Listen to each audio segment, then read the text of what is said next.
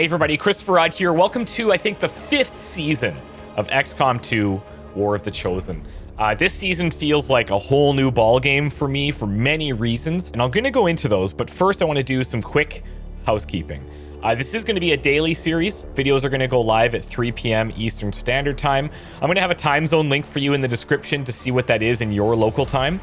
If you aren't subscribed already, now's a pretty good time for that, I think. And if you are, make sure you've hit the notification bell so that you don't miss anything.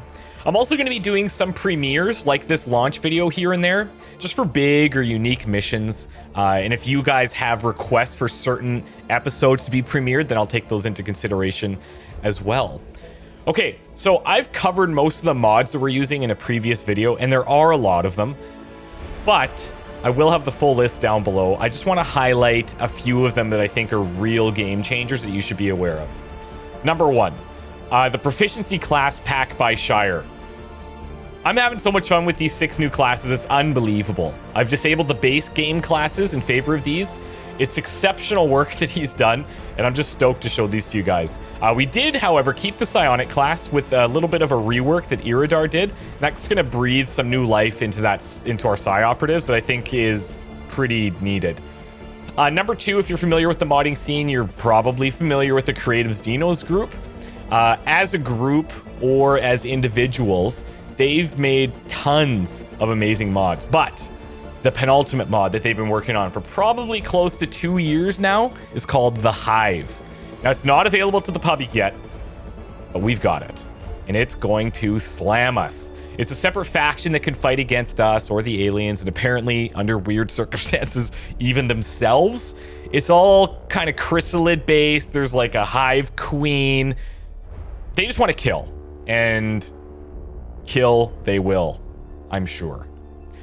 For a third one to call out, I just want to call out Kex for creating super intricate cosmetic mods. And I can see that the soldiers that you guys have submitted, A, they're exceptionally well done. And B, you've really gone all out with using a lot of his mods to kind of make them shine and make them really unique. So I'm excited to see what you've come up with. Last quick thing that we're doing is bringing back previous Allstars, going all the way back to Enemy Unknown, but we're not making them part of our roster. They're going to be part of the MOCX roster, and it's going to be dirty. We're going to kill them. So we're going way back, deep cuts, if you will. Anyways, before we get started on this new campaign, I just want to thank a few people for helping me prepare for it. Shout out to Deadput, Flash Striker, Antares, and Mr. Shadow CX for helping me build the mod list. Spend endless hours testing and scolding me whenever I wanted to add cool new mods. And they're like, dude, you have 200 mods already. I'm like, I know, dads, but come on. Anyways, they've been awesome, and I hope they continue to help me. And special shout out to Nee. She's our Soldier Review Specialist, or SRS for short. She goes through every single submission, and there's literally hundreds of them, picking the ones that bring us diversity and high quality or kind of unique backstories. And it really is a tireless and thankless job, and she does it exceptionally well.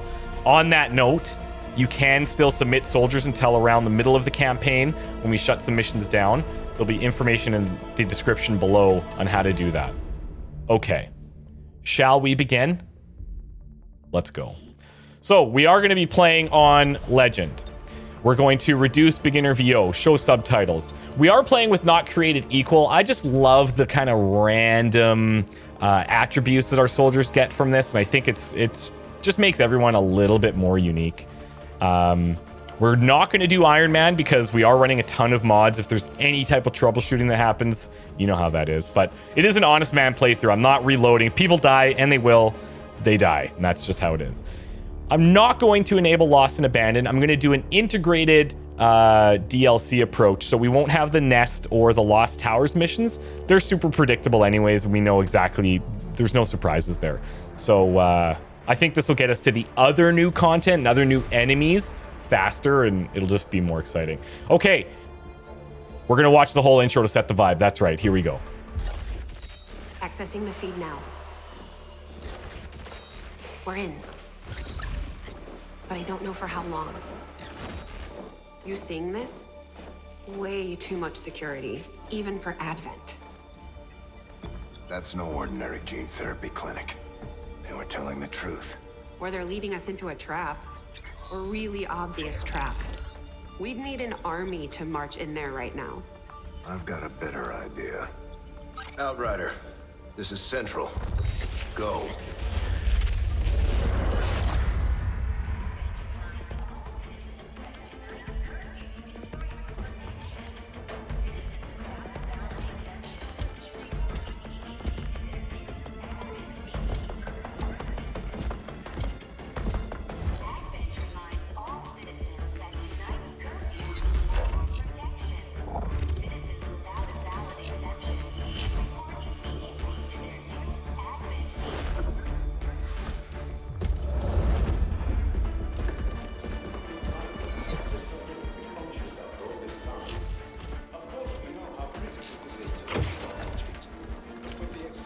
Timeline you placed upon us, mistakes are bound to happen. It wasn't our fault. Please! There's no need for any of this. I will do what you ask of me. I just need additional time. Did you say something? You're one of those. You must understand, I had no choice. Outrider, report.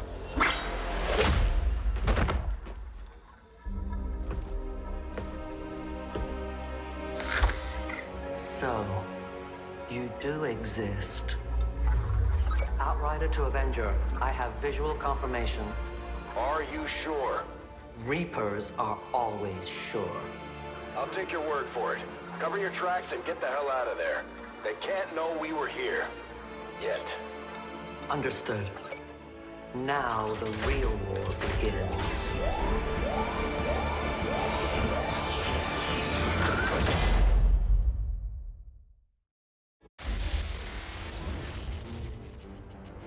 Excitement continues to build as city centers across the globe prepare for the 20th anniversary of Unification Day. Thousands line up at the site of the Great Accord, celebrating the formation of the Advent Coalition. Keeping with their promise to humanity, 12 new gene therapy clinics will be opening in select cities by the end of the new year. Despite the attempted attack by fringe elements, operations at the new facility in Paris thankfully remain unaffected. In response to the unprovoked intrusion on the eve of our most beloved celebration, the speaker reaches out to us. A small number of dissidents again repeat the mistakes of the old world. Striking as we celebrate a benevolent savior who time and again offers only friendship and compassion. Yet these trivial actions could never break the bond between humanity and the Elders.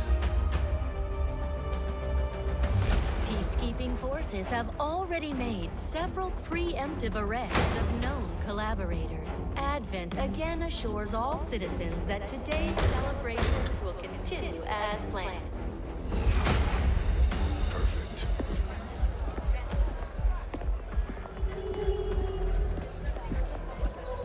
The Advent administration reminds you to report all suspicious activity to your nearest peacekeeper.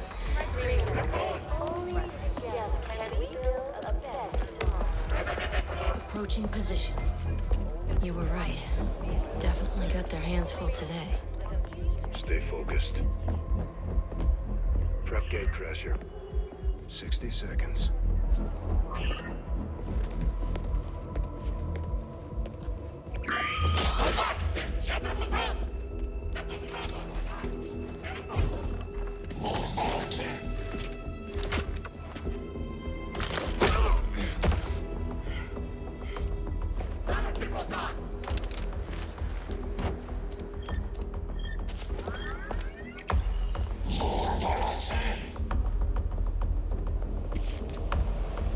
Now.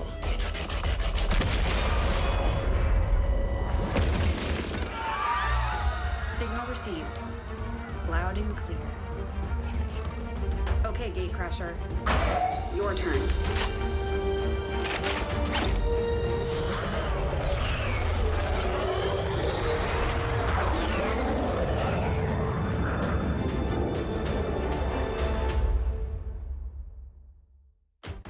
I'm ready. Lay it on me. We're gonna meet our first 4. This is always very nerve-wracking. Somebody shows up in the Avenger with a mohawk. Or like a weird blade for hair. I don't know. I've seen some weird ones. Come on. It's time the aliens and the rest of the administration learn that we can hit them where it hurts. So we're moving Normies. to the city center to strike a high-profile target. Deploy and approach the designated position. Neutralize any hostile contacts and secure the site. I'm so nervous. Let's go.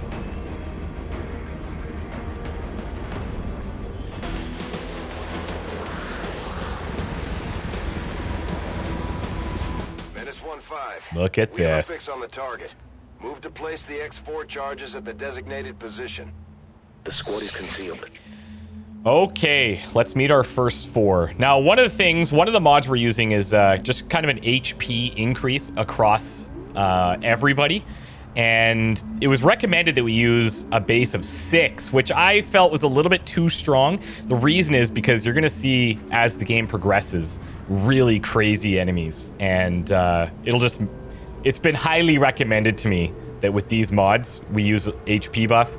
Anyways, I've gone for like a +1, so everybody's base is 5. But with hidden potential not created equal, you can see like a +1 here on Wind. We have Outlander. She is our Templar, so she's at 7, and Spud is at 5. So anyways, let's meet these guys, shall we? Got Sam, Tanaka, Spud. Let me see if I can just zoom out a little bit here. There you go. Sam, Tanaka, Spud. Look at this. Welcome. Welcome.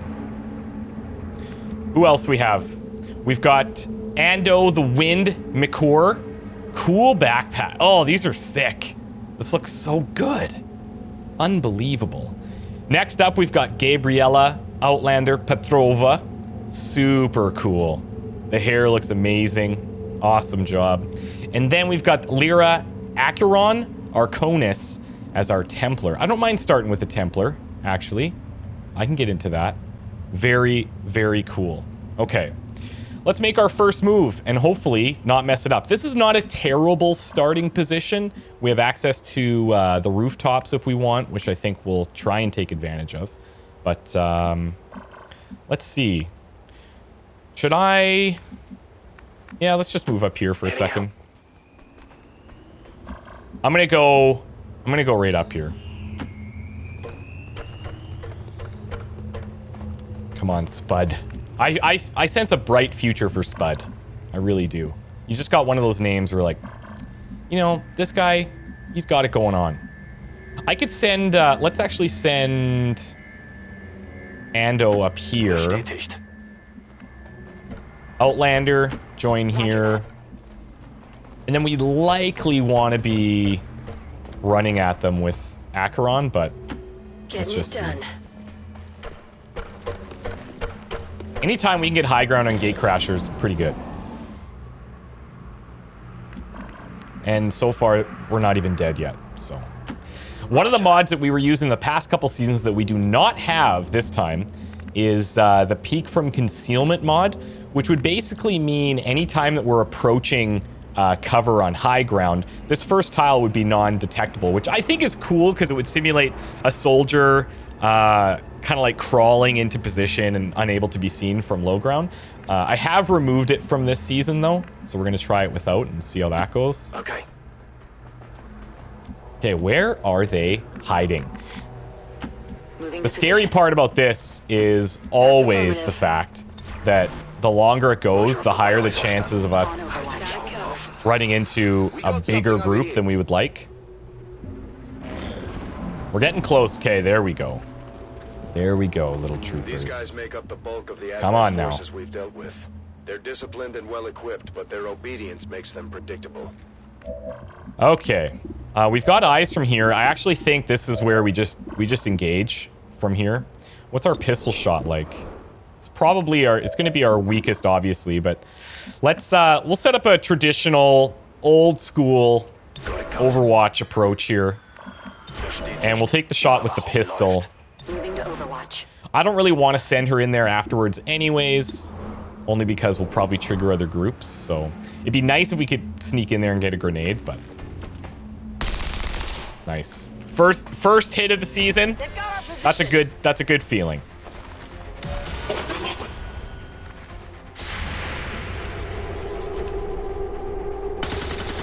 Oh, first death. Second death. Could it happen? Outlander. Outlander. Oh, okay.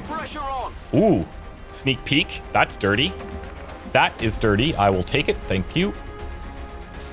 If they're going to chill there, I am also going to chill for a minute.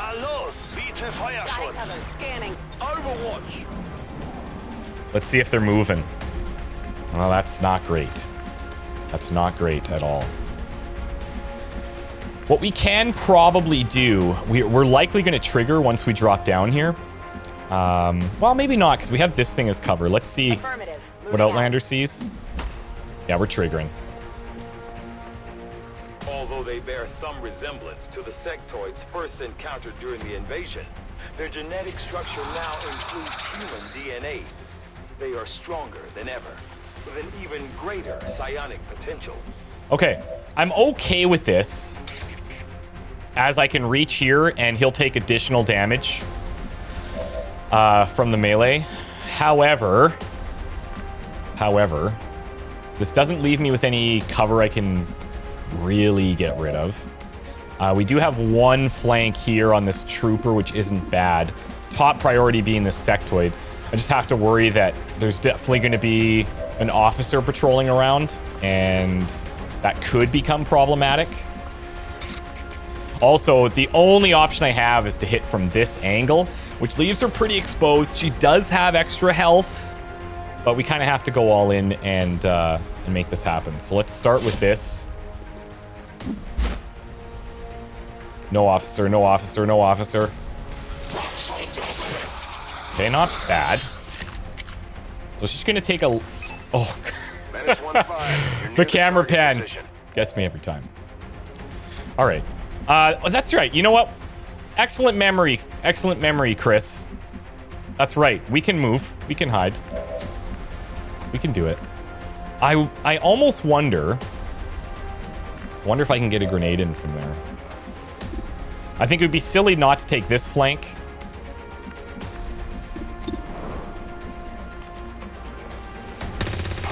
Oh. Okay. All right. So I can actually hit this from here, which I'm okay with. I am totally fine with that. Where do I want to bring her back to is the question. Because here's a flank. It kind of depends if we kill this guy or not. I don't have a flank position for him, so we're probably best off just taking the shot from above. And then we'll have to deal with this trooper next.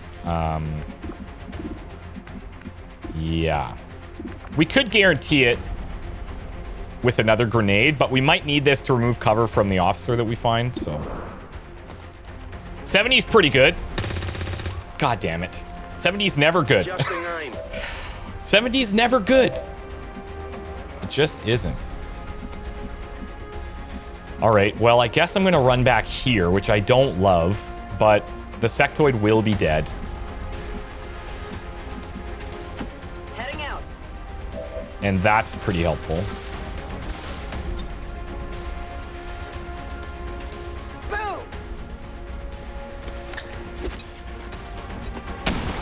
Nice. Okay.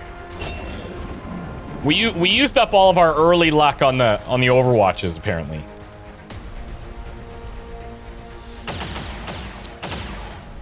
Good little trooper. Good little trooper. Oh, really? Questionable tactics by Advent. Okay, well, a couple things we could do. I'm just gonna break the Overwatch. If he hits us, he deserves it, honestly. God damn. 29. All right, fine. Pick up the kill you should have had previously. Oh my god. Starting the shit list early. Yes, we are. So the problem here is now we can go on this guy. That's fine. I might have to just blow a grenade here. I might have to blow a grenade. That means we'll have 2 grenades left. I'm hoping that that's cool. I'll shuffle down a tad. I'm trusting you here. Bombs away! Be really nice if we get the 4, but this at least puts... Never mind, we got it. Okay, cool. I was gonna say it puts Outlander in a position to make it happen.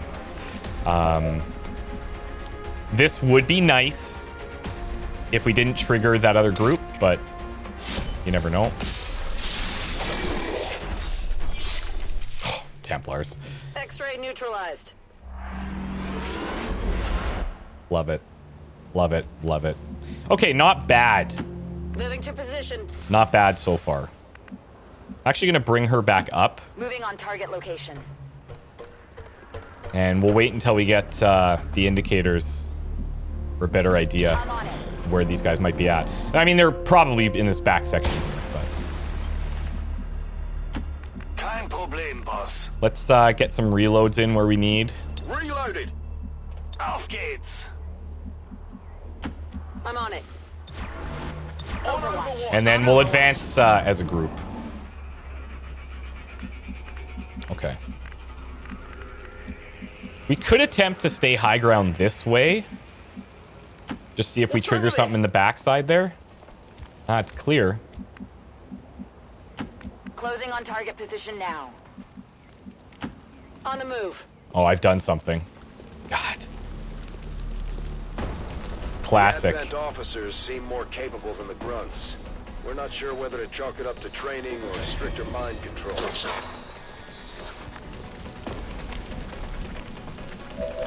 Okay. It could be worse. I'm in super flank position down there, which is quite lovely. I can get into fullback here. I think that's my best bet. We're not going to be able to get shots on anybody. Los geht's. And the only question I have is, do I want to allow 2 possible flanks here? Not really. I'd like to avoid that if I can. And I think we're probably better taking a turn to... Hey, let's just sit back here. On your order.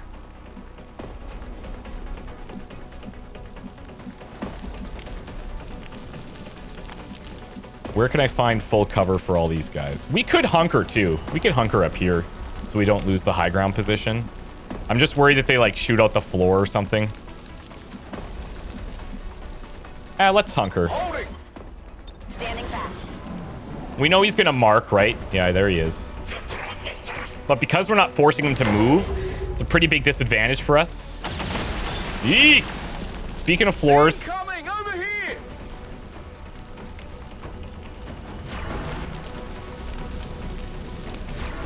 Okay, okay. Oh boy. Well, we can't move now. We are fully committed.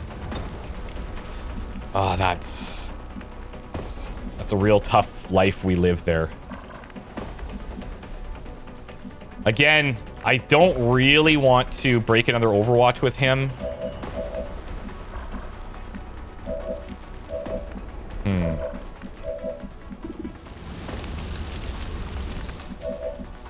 What's a way that I can do this? It's going to cause us little harm. This looks like a safe move.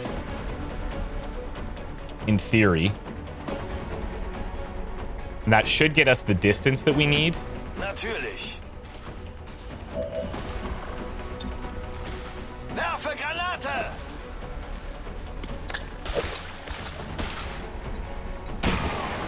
Very nice. Now, I think these guys up top could probably clean that up. Let's go, Outlander. There it is. First crit. First crit. Okay. I don't know if we can reach this grenade. We can here, actually, which is decent. Here, catch!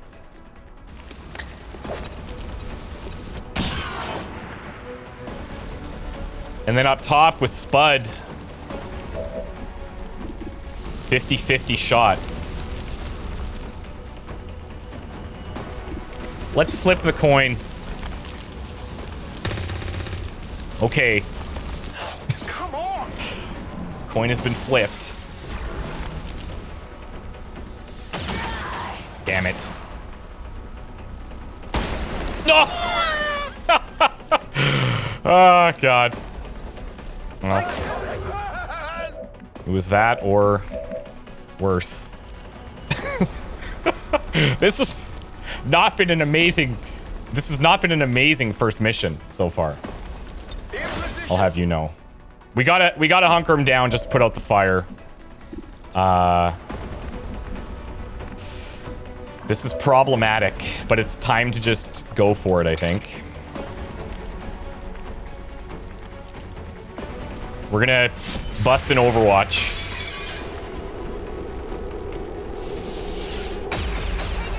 There we go.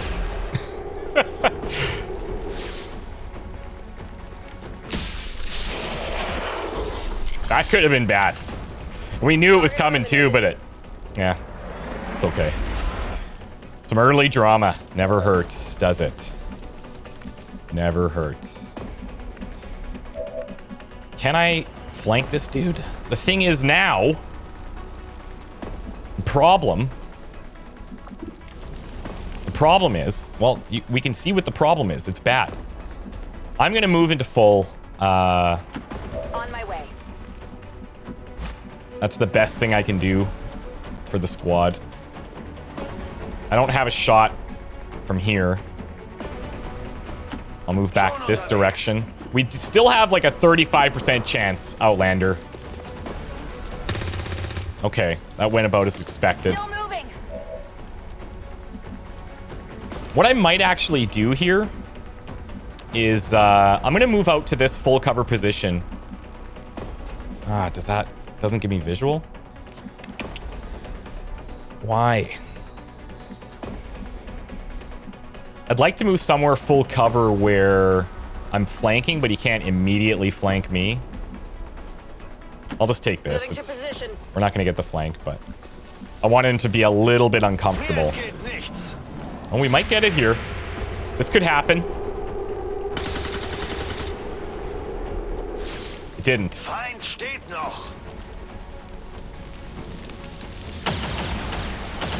All right, at least he's dead now. At least he's dead now.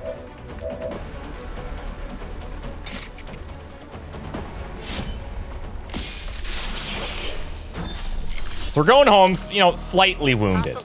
Area is secure. We're not picking up any inbound. I want to get contact. this if I can. Scanners are clear. -15, we have a limited window to act before Advent responds. We need to get those charges planted on the double. Good job there, Spud. Hey, repeater. Okay. I think this is the package. It's not great. Verstanden. Remember when repeaters were good? Position confirmed. Me too. Me too. Affirmative. Covering now.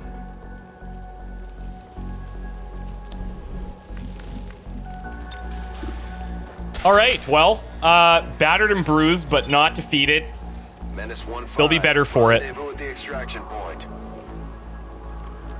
Status confirmed. Squad is clear. Detonating.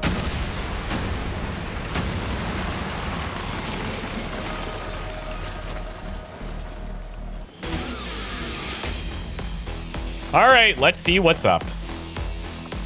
These will get built after this, so for now, I'm not going to create a photo. But Spud, most exposed. Yes, makes sense. Wanton destruction. Most environment. I don't know if he caused it so much as went through the environment. And oh, the wind, most high, sneakiest. Ain't got time to bleed. Outlander, 2 kills, 12 damage dealt, not bad. Heavy hitter, overqualified. All right. MVP, obviously. Close range, most assists, overqualified. Nice. First mission is in the books. Now, the scary thing is that, of course, these guys are going to be out for a while, which means our next mission is going to be tight. There's going to be a lot of rookies. Plotting to destroy all we have built, to return us to the chaos of the old world. Only together can we oppose them. United in the Elders' love for us, we shall prevail, no matter the cost. There's a couple of 50% shots there that if they would have hit, we wouldn't have taken the extra damage, but it's the way the cookie crumbles. Embrace it. Oh, that's rough. 10 days is not terrible. 20 days, Spud is basically a potato at this point. So that's great. Okay, let's see. This is where we're going to start talking about the new classes. First up, we've got a Marine. Now, I've made the decision. I know it's going to kick us in the butt later, but I'm okay with it because it'll be fun. I'm not going to show all of these skills that unlock. We'll only see them when we reach that level. Now, in my testing, I think I've gotten a few people to like sergeants, maybe a lieutenant in different classes. However, it's going to be a surprise for us all. And I think that'll be really fun to be like, oh, sweet, we see new skills. It'll just be neat reveals all the time. Every time we get a promotion, it'll be new and exciting and fun. So there's a couple things we need to point out about these proficiency classes.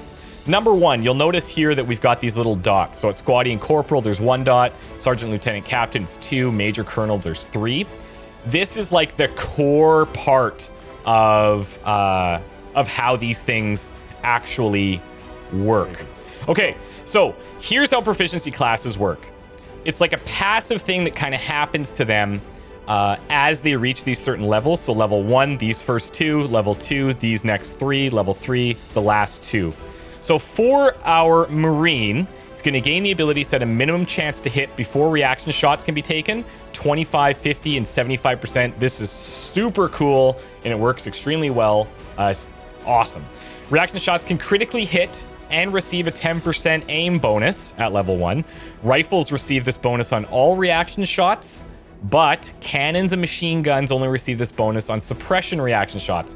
And this is another really cool thing that the proficiency classes do, is that some of the skills are changed based on which weapons you have equipped.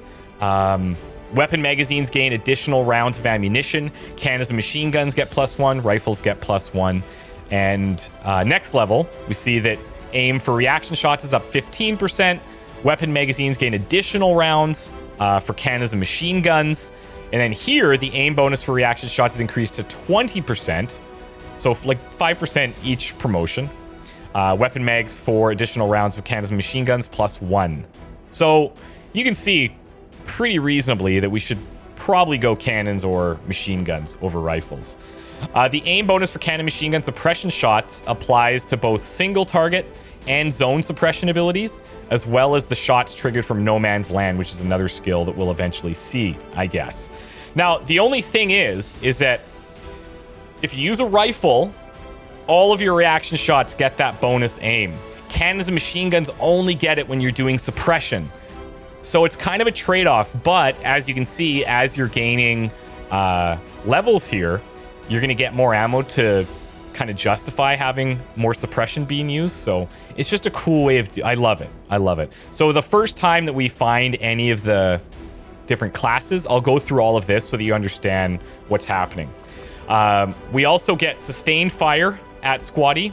So taking a direct shot will not end the turn. Think kind of infantry, but remaining actions are going to be converted to a special type that only allows overwatching, suppressing, or reloading.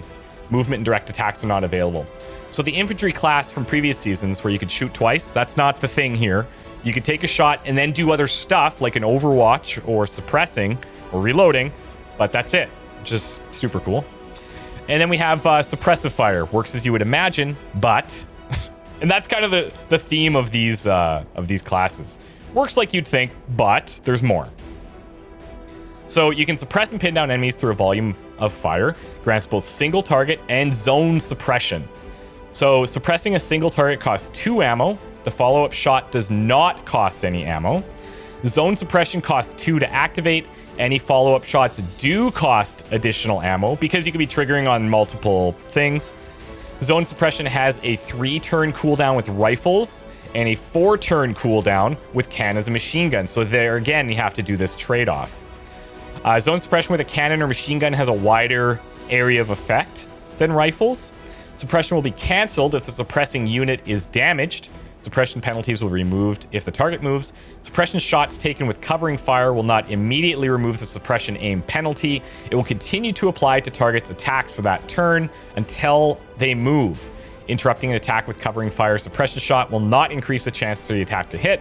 If multiple units suppress a target, the aim penalty will not stack. Okay, so there's our first Marine. Glad we have you. Okay, Spud, what are you? Oh God, Spud the sniper. Great. Didn't he whiffed that flanking shot, right? Pretty sure that was him. Anyways, the snipers are super cool. They're the way that this is done is, I'm just a huge fan. Okay, so precision targeting has 3 different levels as well. So at level 1, we gain the brace ability and the following bonuses while braced. While braced, reduce aim penalties due to squad sight range by 20%, reduce target's chance to dodge by 10%, and gain 10% chance to crit unflanked targets. Pretty nice. Level 2, squad range by 35%, the aim penalty, reduce target's chance to dodge by 20, gain a total of 20% chance to crit, and then here it's 50, 25, and 25. So we just become like a little bit more, like these are subtle buffs after level 1, but by the end it's really nice. The cool thing about these classes as a whole is that the early game, you have more options available, but you remove some of the crazy late game powerhouse stuff. Sure, they're still strong, but the crazy like, Reaper, I think, is gone. Blade Storm, I think, is gone from like the base classes. So yeah, it's cool. Okay, so there's a couple of different hierarchies here: sniper, spotter, scout. Under the spotter, we have the ability to holo target now. So holo targeting is kind of a throwback to old XCOM. Love it. Takes a single action. The effects last for a single turn. It's turn ending unless the marksman also has the rapid targeting ability. So that's another thing that unlocks later. Multiple holo target effects do not stack with each other. The aim bonus improves with better technology. Plus 10, plus 15, plus 20. Holo targeting does not break concealment for you or the squad. Really nice. And you can utilize squad sight if the marksman has it. Cool. And then scout. So even if the phantom does not start a mission concealed, marksman with phantom will still begin it with concealment. If the marksman is a soldier that breaks concealment, the phantom does not apply. This works exactly as you'd imagine, but I have gone 2 or 3 deep here with scout. There's some super cool usages of it and reasons that you want to keep your sniper hidden. I love it. Okay, and then we have the brace ability here. So this is a toggleable, or it's an ability that you have to select. You activate it to set up a stable firing brace, allowing the marksman to utilize their sniper rifle and holo targeter at squad sight ranges and granting a +8 tile bonus to vision and standard weapon range, as well as allowing access to effects from many sniping abilities and precision targeting. Moving cancels the brace.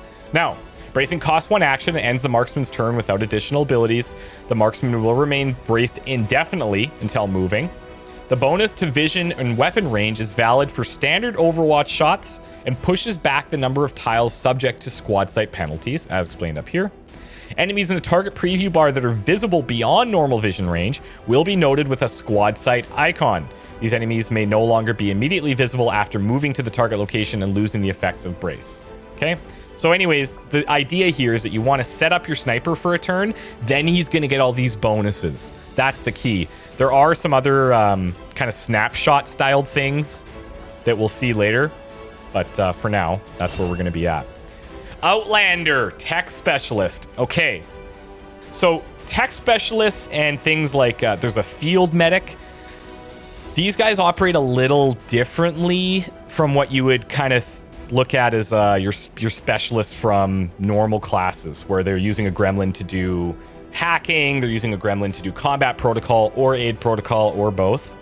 So these guys, protocol packages. So level 1 gains the aid protocol ability, blinding protocol ability, and combat protocol ability. And you're thinking, oh my god, this is OP.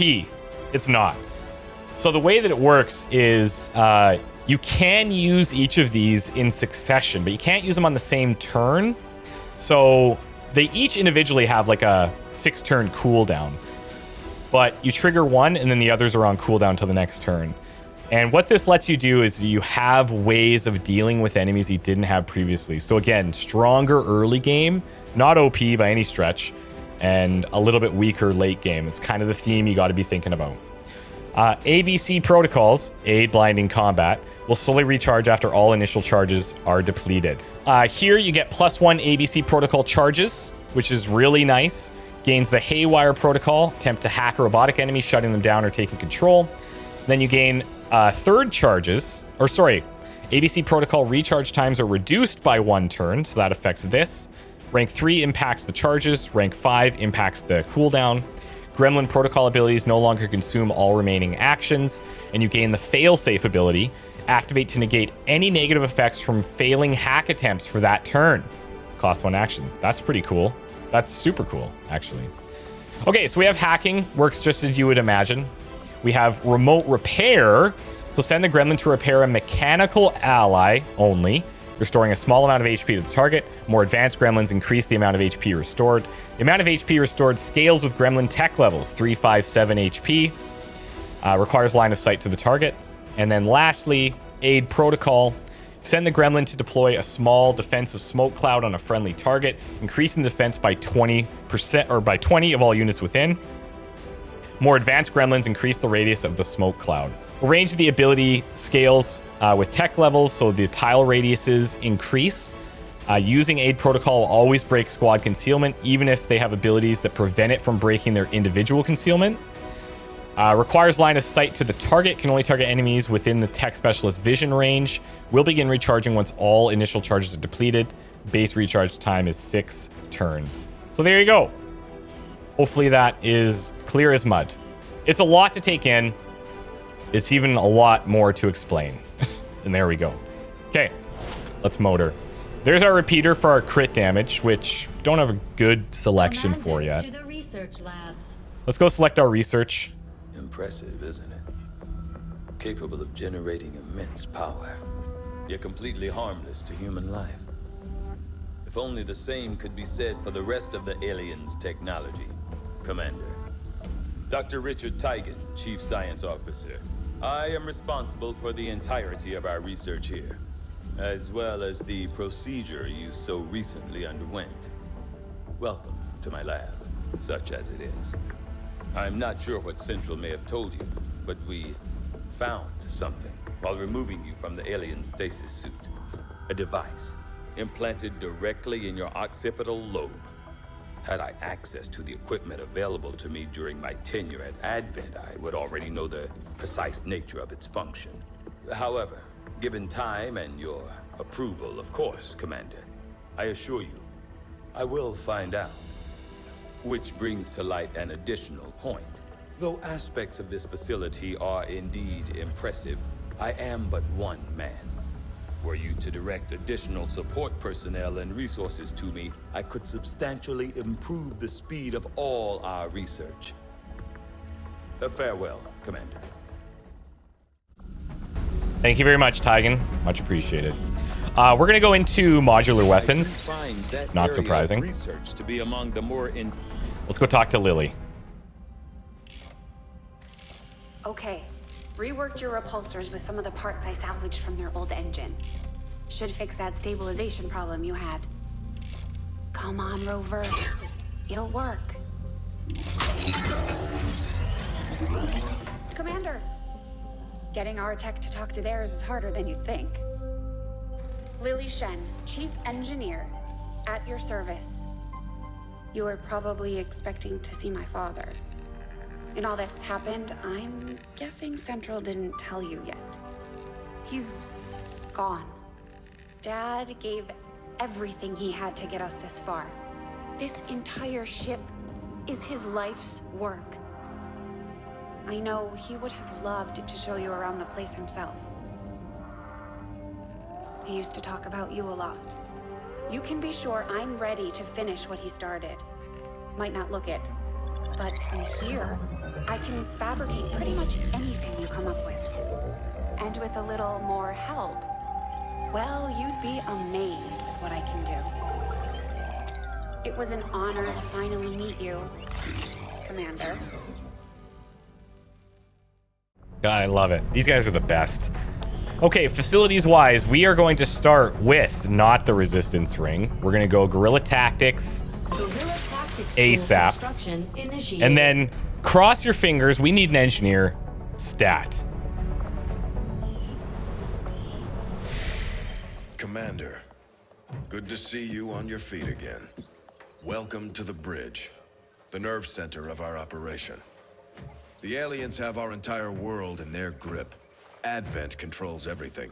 Government, communications, industry. Not to mention the military.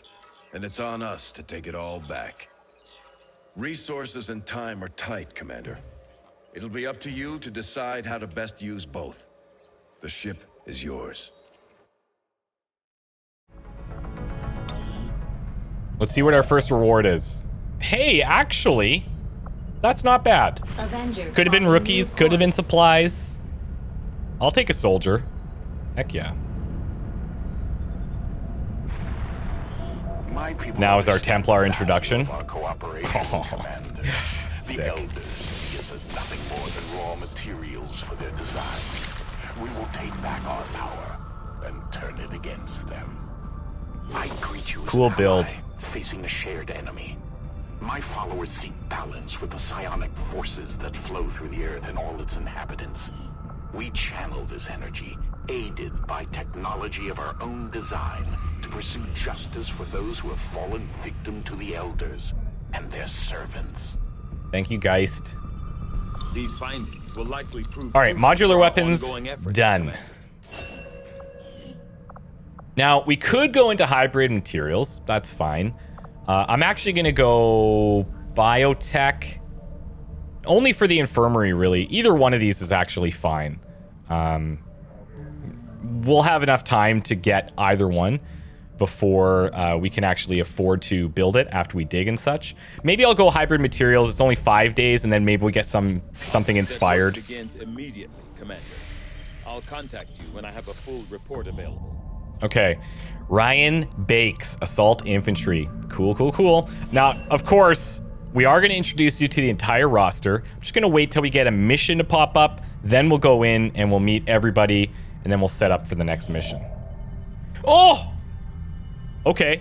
Okay. Don't get too excited. Avenger, this is good. Soldier, then engineer. We're not going to get this guy before a mission pops, I don't think. But still, good to know that it's out there. Yeah. Okay. What do we have? Oh, we're going to have 2 engineers right off the bat. Super happy about this. You know, assuming we live. Irina Novikova. Happy to have you. The problem is we only have one person who's not injured now, right?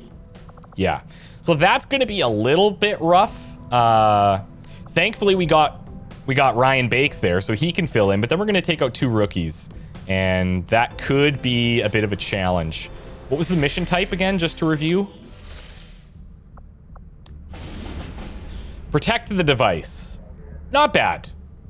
Not bad. It could be like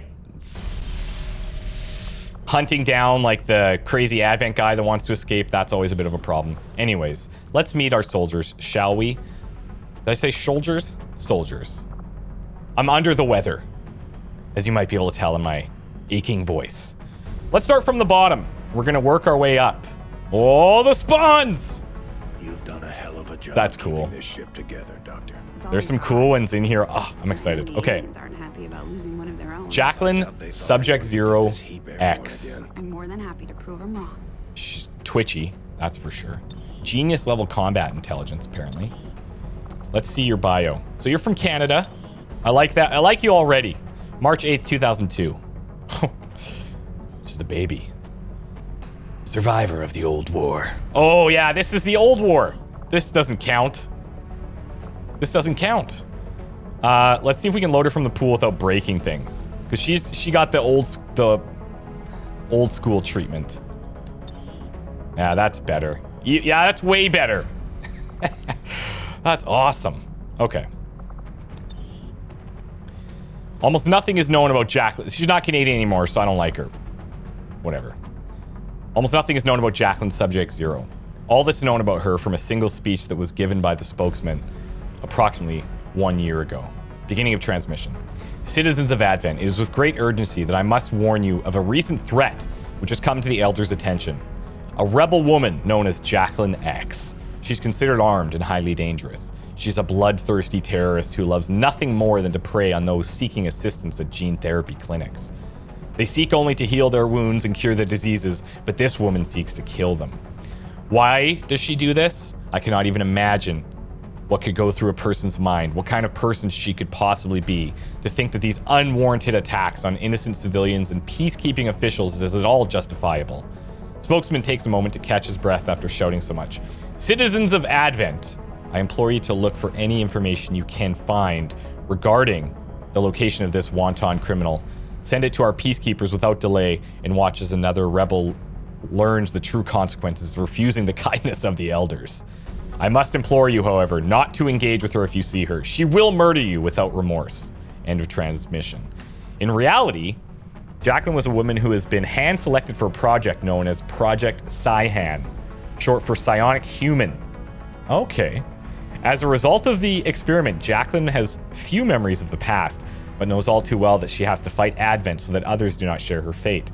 Her favorite targets are gene therapy clinics, as fragments of her memories tell her that she was once taken from one after going there to be treated for severe headaches.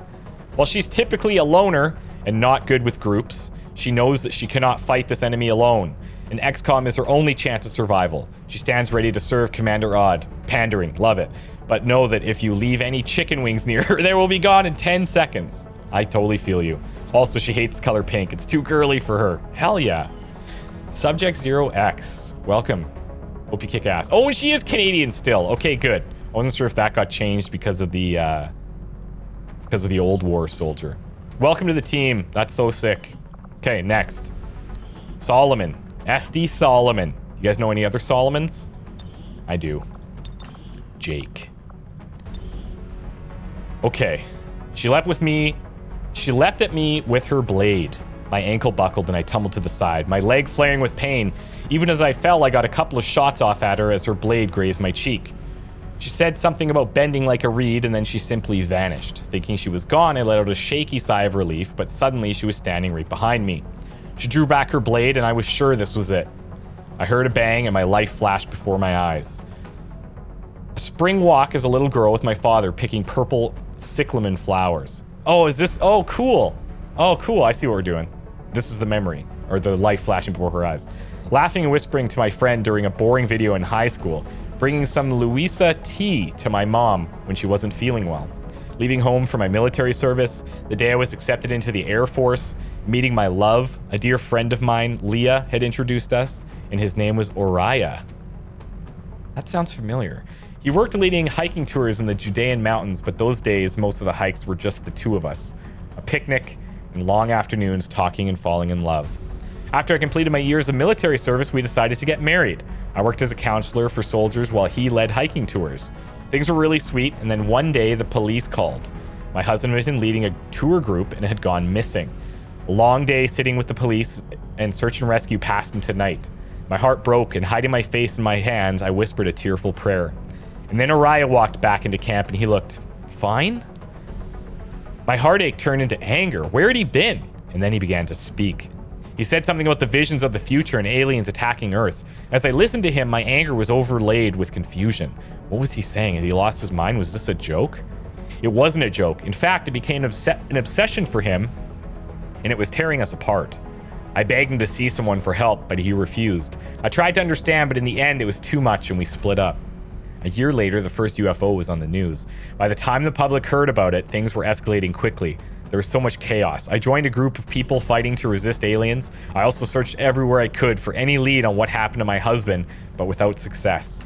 I encountered and fought many aliens, but none like her.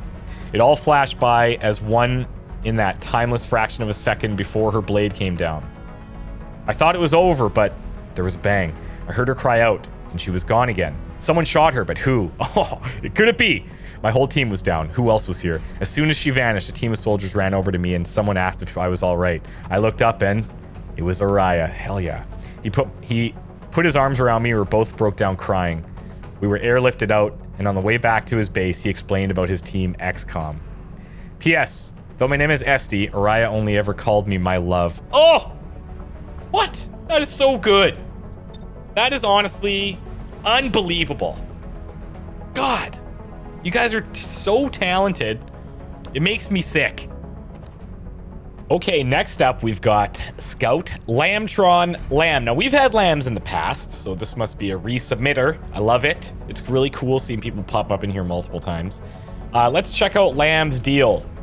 So, Scout, along with his sister Lorraine, had been raised in less than hospitable environments by their dad Gadget. We know Gadget Lamb. Scout had never forgiven his father when Dad had let Lola be taken by Advent for their gene therapy. He was the only voice that was against it, even if it was to save her life. It's a good thing they spent their childhoods learning how to handle themselves on their own before Advent ever showed their ugly, meddling faces. Because when Scout got older and the rift between Gadget and Lambtron grew, he went out on his own to find answers about his sister. He never did find her because he never thought she'd become one of the Advent soldiers. Twist. Scout spent years traveling the desolate areas of deserted Ameristan, trying to survive, looking for answers, doing what he could, where he could to help his fellow people, and to hurt Advent for taking his dear older sister away from him. When Scout first heard about the XCOM initiative, he wanted nothing to do with it, figuring he could do more on his own without the bureaucracy of a government slowing him down. Scout had learned his father's name in the broadcast and scoffed at helping them. That is until he heard about a particularly heroic skirmisher in their midst. Hearing the stories of his sister Lola, his nephew Light, and even his estranged father Gadget getting to fight Advent side by side as a family made him finally seek them out. There's a long line of lambs here. Pretty impressed.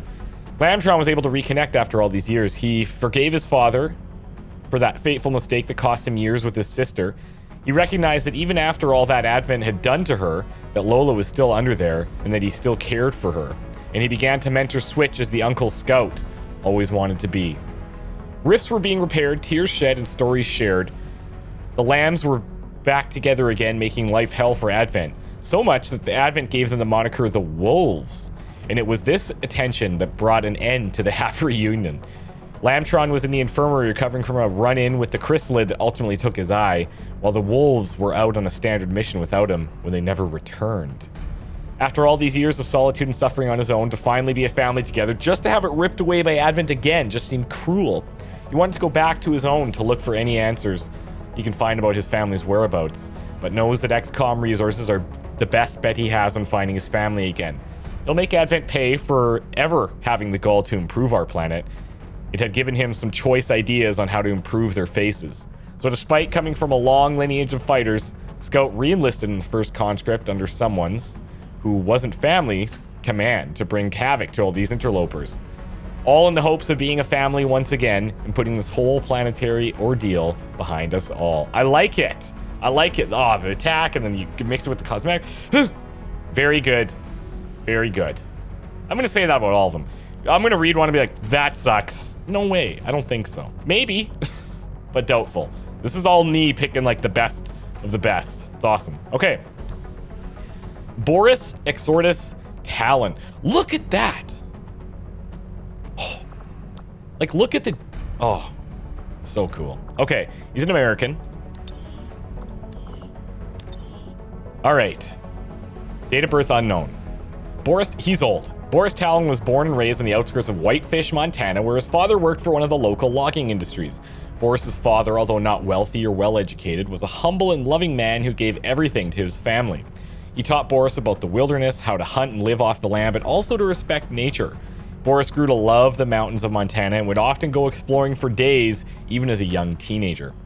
Once he was old enough, Boris left home and moved up into the mountains where he found peace for, I guess, 4 long decades. When the invasion came, Boris never worried about it. His mother and father are old now, but safe in Whitefish, where he would visit them when he got down to the foothills. While listening to some trader somewhere along the Canadian border, he caught word that Advent was moving into the mountains for resources, burning thousands of acres, killing wildlife, destroying the land, his land. Boris made the decision to join a small resistance group that gathered high up in the mountains. Boris used the codename Exordus, X or does, so that Exordus, X or does? I hope I'm saying that wrong. Exordus, something like that. So that no one would ever link him to his parents and never offered any other name. At first, the group didn't know what to think of the white-haired old wild man who seemed to be past his prime. They soon realized that Boris's knowledge of the mountains was extraordinary. His calm and reassuring presence at camp and on the battlefield made many of the fighters think him as their anchor. When his small group of fighters was ambushed, Exordus was going to fade back into the wilderness and run away, but he couldn't. His exploits throughout the Northwest were well documented now, and the name Exordus was growing infamous. Luckily, he found XCOM. Yeah, luckily for XCOM. Welcome to the team, Exordus. I love this. This is a cool look. Spawnsler! Oh my god. Okay, you guys know spawns? You guys know the spawns. Oh, sick. Okay. Sophia Spawnsler. Sophia. This was her name. One that she used to hear so often used by her mother and father. That was a long time ago. There were 2 other names that she used to hear as well. One of her triplets, sister and brother, Isabel and Liam II. Liam Spawnsler? Come on. Her father was a past hero in the war against the aliens. After a long and arduous campaign, Liam Sr. was never heard from again. Her mother, Elizabeth, now raised her and her siblings while commanding the defense force that protected an old bunker in the Colorado Rockies. The young trio were trained in combat, outdoorsmanship, philosophy, and the arts, until one day the bunker was breached by a berserker Omega. Everyone that could scattered into the wilderness. Look, she's very antsy back there. Sophia was separated from the rest of her family. Her only mission now was to find them, no matter the cost. I like that. Short, to the point. We're referencing other spawns. Super cool. Man, the detail. Like, oh, I love this cosmetic with the binoculars and the tape around it. Really, really nice. Okay, who's up next? Oh! Unbelievable. Look how cool this is. Like a dwarf out of World of Warcraft. Better. Oh, that is awesome. Okay, Micah Micha Stormbreaker. Let's see. Born in January 2002, Micah lived a simple life in the rural mountains of the northeastern United States, living a normal childhood up until 2015 when he began hearing rumors of aliens attacking. Too young to help fight, he remained hidden in the mountains while many of his soldier friends and family left to fight. They were never heard from again. The following years were difficult for Micah. He learned to live off the land with several of the hunters in the area. Eventually, these hunters began banding together and fighting to resist the aliens. After years of living in the forest, Micah began to navigate through the Appalachian Trail, traveling north and south along the trail to find other groups of similar people trying to resist against the aliens. Micah grew into a large and strong man as an adult, you can see that. On one occasion, he received word a blizzard had struck the Northern Resistance Group, and they were short on supplies. He heard the request for aid and volunteered to deliver the supplies. Through the snowstorm, he pulled a sled of supplies along the trail until he arrived at the front gate of the base. In awe, the resistance fighters rushed out to greet him. Relieved, they were given the much-needed winter rations. With a hearty, "Nice to meet ya," that's good. Micah met the welcoming party, continuing inside to find a place to warm up. At first, he began hearing the nickname Stormbreaker through the crowd, or being thrown around. He took pride in this. However, apparently Micha was the name that actually stuck. He deciding there was really no reason to keep his real last name, he decided Stormbreaker was more fitting anyways. That's cool, I like that. Living with the resistance, he began training to fight.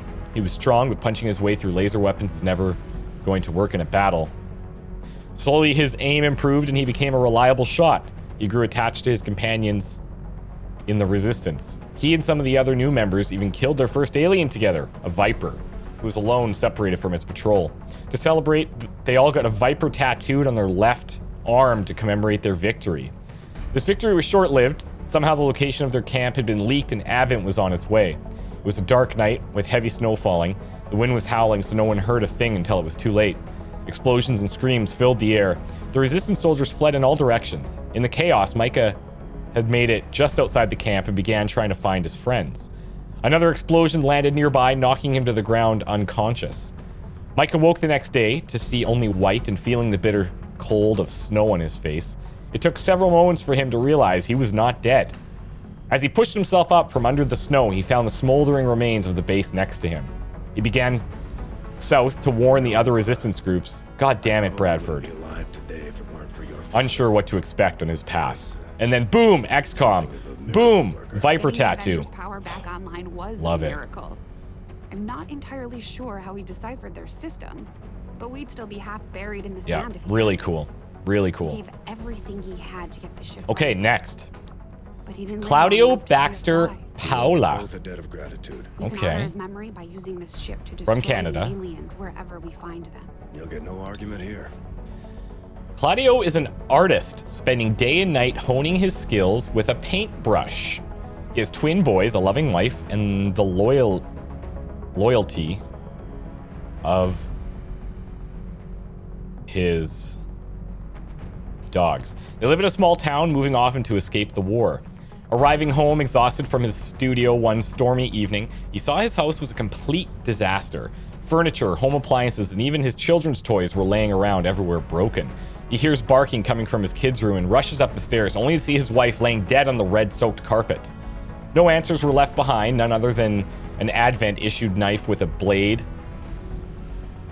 Oh, an Advent-issued knife with a blade and a dying dog. While finding comfort petting Baxter one last time, Claudio knew what he had to do. Join XCOM and find his children. Ugh! It's kind of a John Wick right there.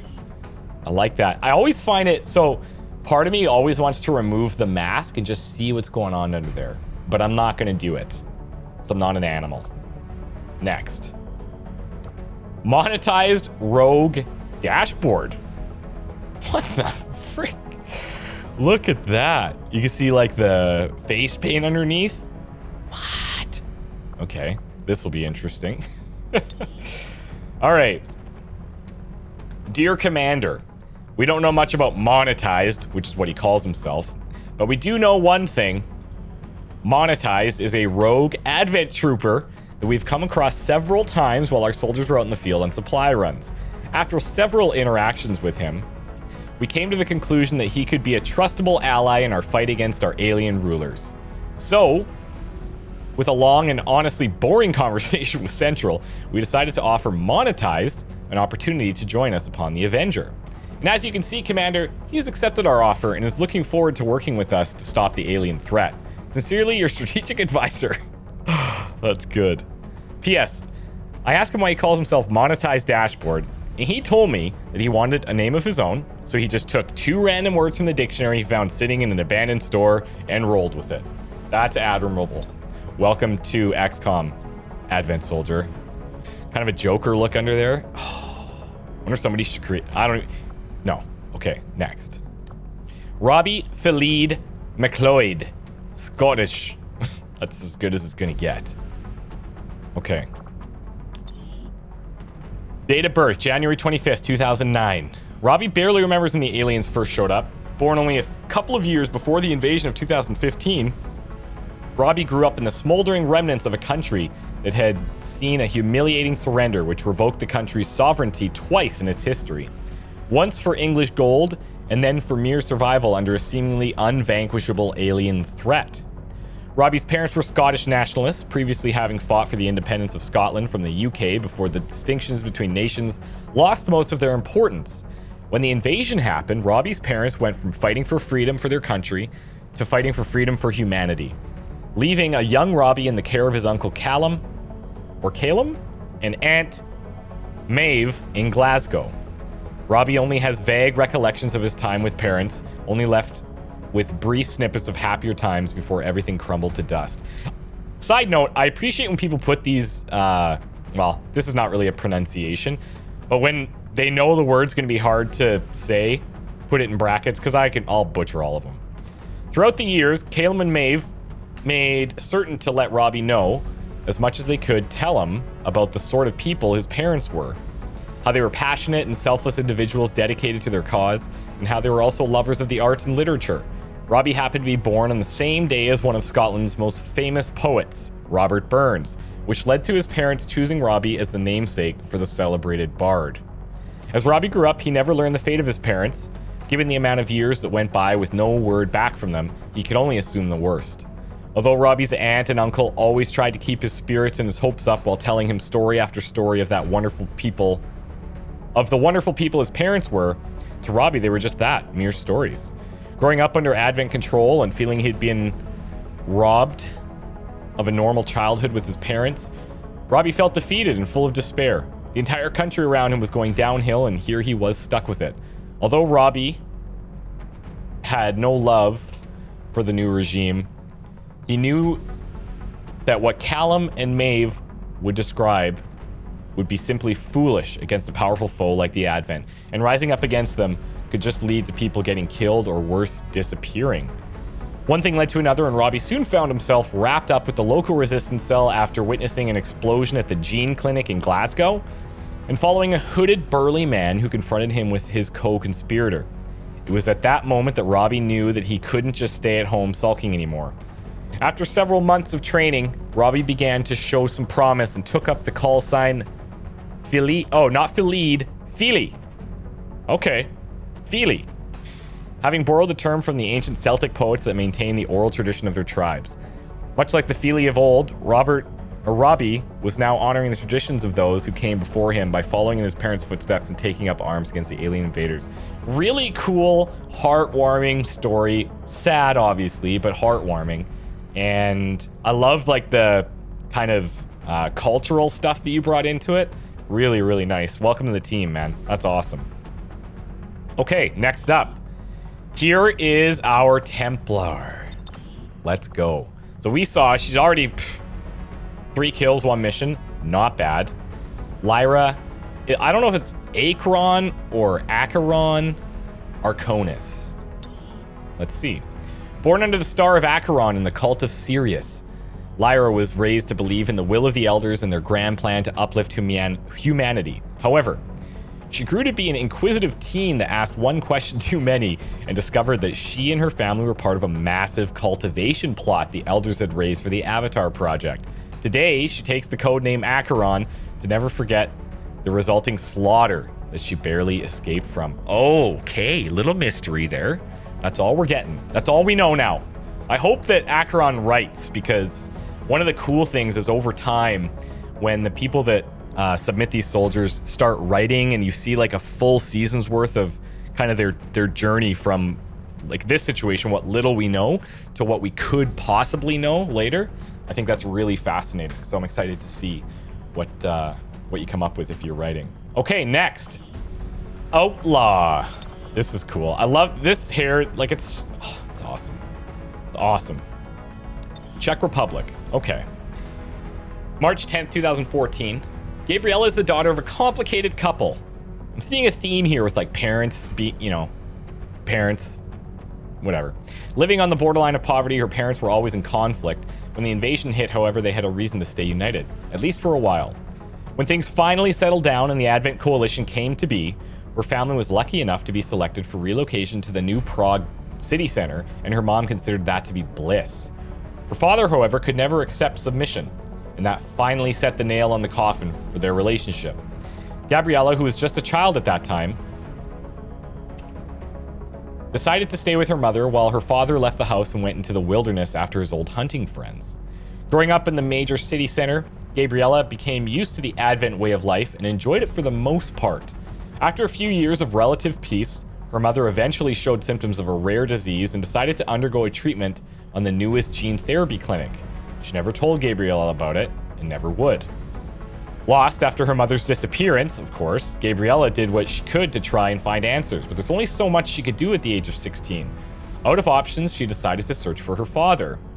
After years of search, After weeks of search, she was starving and freezing outside. Having pushed her frail body to the limit, Gabriella collapsed on the snow, losing conscience. I'm gonna screw this up. Consciousness? You know what I mean. Soon after. I don't even know if that's spelled right. That wouldn't be the end of her story, however, as she was saved at the nick of time. Ironically, she was found by none other than her father, who instantly recognized her after years of distance between them. He took her into his camp on the wilderness, and once she awoke, she discovered a new family among her father's band, the Reapers. For a few years, she lived and trained with them, becoming familiar with their guerrilla tactics and espionage techniques. Lacking the finesse to become a proper Reaper, she decided to help the faction from outside, going back into the civilized world to serve as an informant and a sleeper agent. Now with XCOM, Gabriella places her years of training to test and stands ready to serve. What these recruits lack in experience, they make up for in grit. Thanks. In hopes of learning the truth behind her mother's disappearance. C.O. Bradford notes on Gabriella. I love when people do stuff like this. This one's quiet and discreet, just like you'd expect a Reaper to be. She doesn't share much, but seems to be more civilized than her masked friends. Luckily for us, she seems to favor normal food. It's bad enough to have Volk talking about their diet every time we contact him. That's awesome. I can't imagine with super warm clothing like this why you would have possibly collapsed out in the frozen wilderness. You've obviously dressed for the weather, so I don't know what could have gone wrong. Welcome to the team, Outlander. And that's cool too, having the Outlander. Yeah, really nice. Okay. Next, Ando, the Wind, Mykor or Mikor, not sure, from Germany. Let's see. Okay, Switzerland. Well, interesting. Do I have that as an option? Here. I'll change it up. Okay. Ando Mikor lived his whole life in and around the mountains. As a kid, he and his family lived in the gray and harsh, but beautiful surroundings of the Swiss Alps. Because of his love for the mountains, weird. Ando Mikor lived his whole life. Oh, because of his love for the mountains, he decided to become a Bergführer, mountain guide, to show the beauty of the mountain and nature to all who are willing to wander and climb the challenging surroundings. He's known as a strong-minded leader who is kind, respectful, and fair. There was always something surrounding him that let you feel safe and calm like nowhere else. In the end of every adventure to the peaks of this world, he talked about mountain spirits and their stories of the future. That there will come an overwhelming force that wants to enslave humanity, and only the bravest, most adaptive humans could then save the world. But no one did really care about his stories. Ando felt that he, amongst other brave and strong-willed women and men, has soon to stand up for humanity and fight back. The winds have changed. Oh, cool. Okay, the winds, the wind. I like it. I like this backpack is unbelievable, by the way. Like, look at that. Oh, so sick. Okay. I think this is our last one. Spud. Oh, yeah. No, we're not done. Okay. Spud. He's gonna be out for a while. He's gonna be out for a while. Good look, though. Good look. Okay.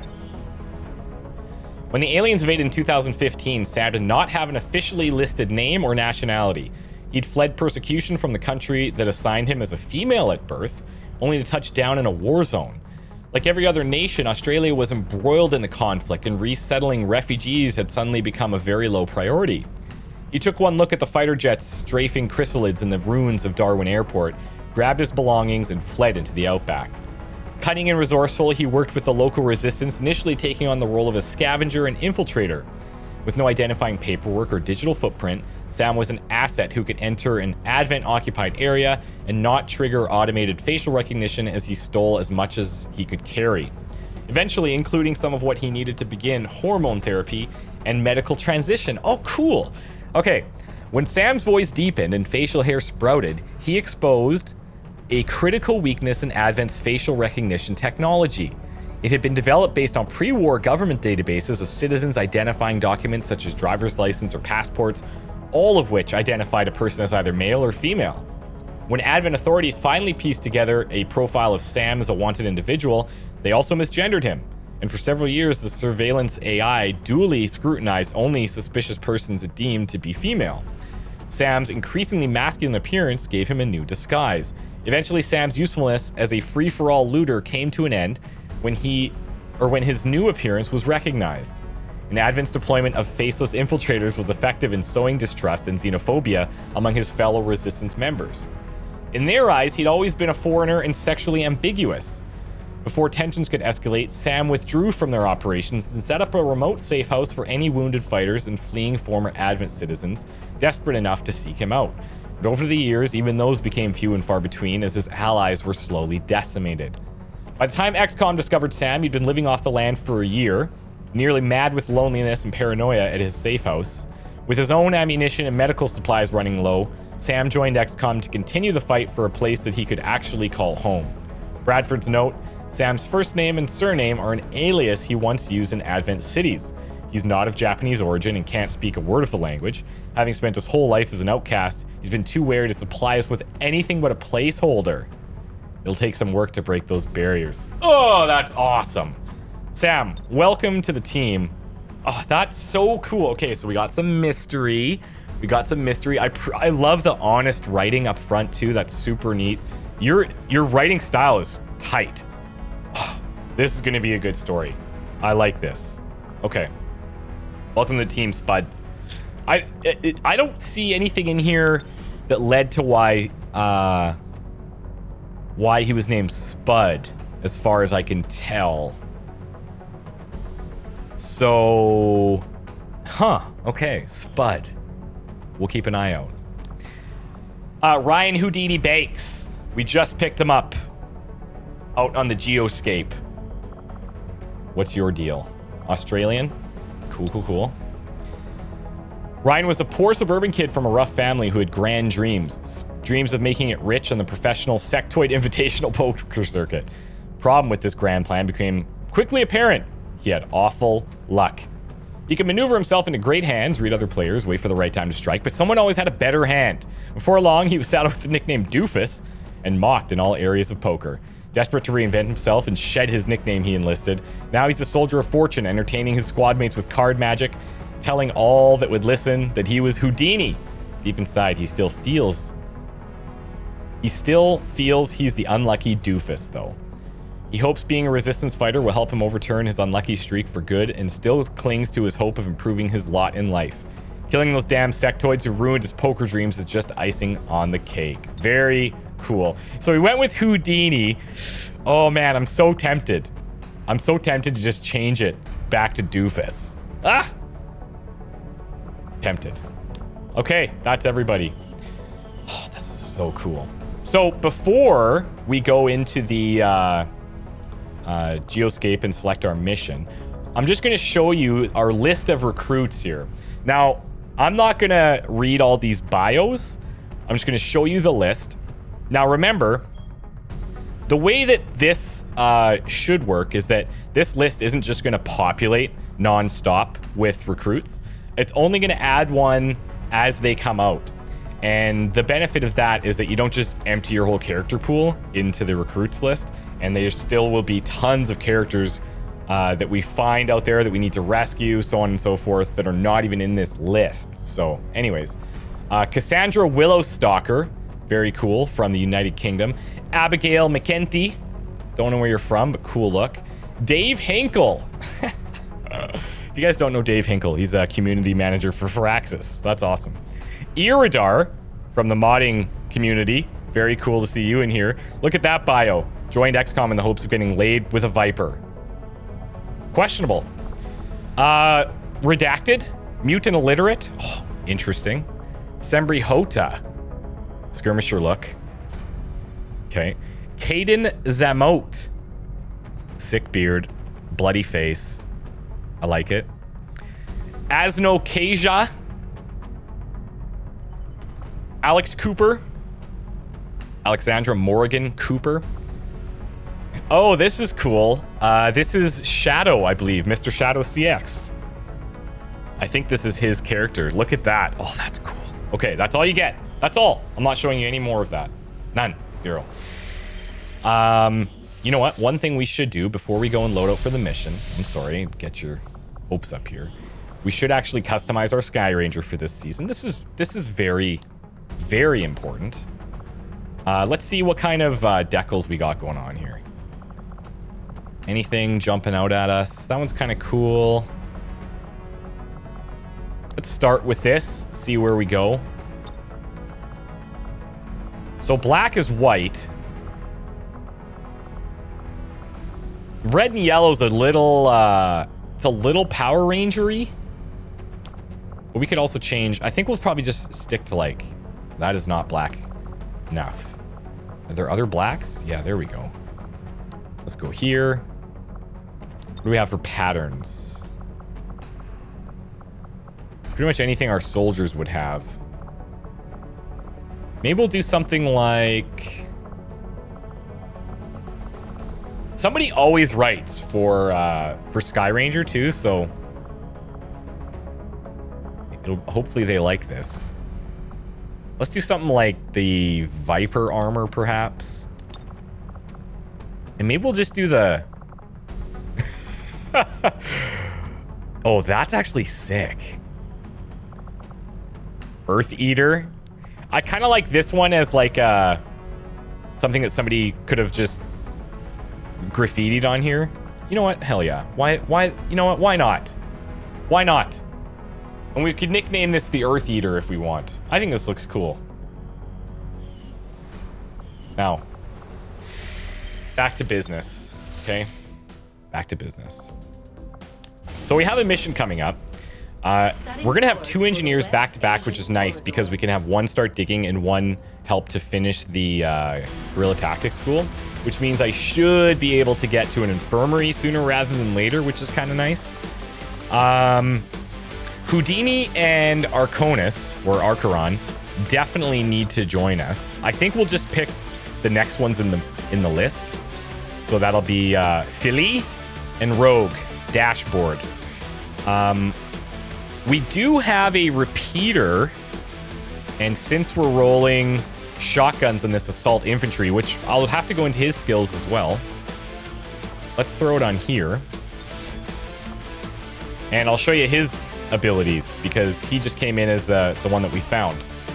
So these guys, they have the close quarter battles, CQB, dominance.